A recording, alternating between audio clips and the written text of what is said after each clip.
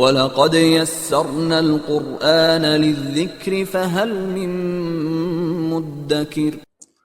دوسری جو ہم چیز پڑھنے جا رہے ہیں اسمی مفعول، یعنی کہ جس پر کام کیا گیا ہو. جیسے کہ اگر آپ نے ایک قاتلہ کا ایک ورڈ ہے، اس کا اسم فاعل بنانا آپ نے سیکھ لیا، قاتل، الف ڈال دیا.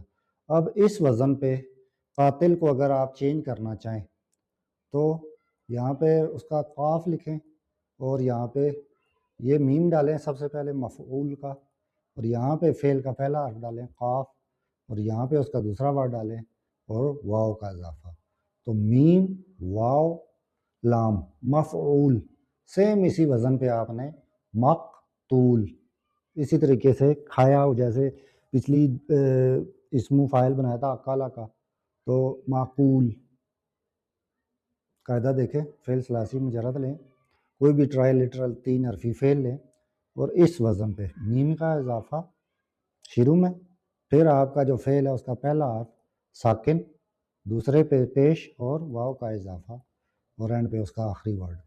تو مفعول کر دینا آپ نے. آپ دیکھیں کاتبہ، سیم وہی جو ہم نے پہلی مثال میں لیا تھا، اسم فاعل بنایا تھا تو یہاں الف ڈال دیا تھا کاتب، یہ ورب اس کے اعراب تھے.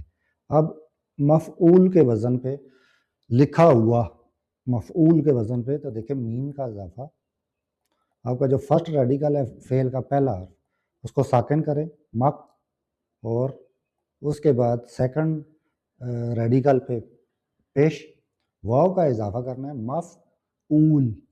تو واو کا اضافہ اور لاسٹ جو آپ کے فعل کا ورڈ ہوگا لاسٹ ریڈیکل. مکتوب تو لکھا ہوا، کاتبہ اسم فاعل کاتب اور اسم مفعول مکتوب. نیکسٹ دیکھیں نصرہ، اس نے مدد کی، اسم فاعل کیا ہوگا، یہاں پہ الف کا اضافہ ناصر، اور جس کی مدد کی گئی ہے وہ جو مفعول ہے اس کو منصور کہیں گے. دیکھیں کتنے لوگوں کا نام منصور ہوتا ہے، لیکن ہمیں نہیں پتہ تھا کہ منصور اس وزن پہ ہے. اس کے بعد فاتحہ ایک ٹرائی لیٹرل ورب ہے، پاسٹ ٹینس. اس کا جب آپ بنائیں گے اسم فاعل، یہاں پہ الف کا اضافہ کر دیں فاتح، تو اسم فاعل بن جائے گا.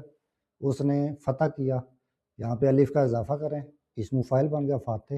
اب مفعول کے وزن پہ اس کو آپ بنائیں، دیکھیں میم کا اضافہ، اس کے بعد آپ کے فعل کا پہلا حرف ساکن اور سیکنڈ پہ پیش واو کا اضافہ مفعول.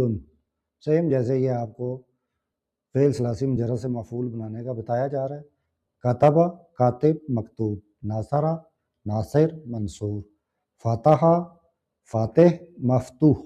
یعنی کہ جو چیز فتح ہو جائے مفعول بن گئی، وہ اس وزن سے اس فارمولے کے تحت مفتوح. اکالا، اس نے کھایا، ٹرائی لیٹرل ورب ہے.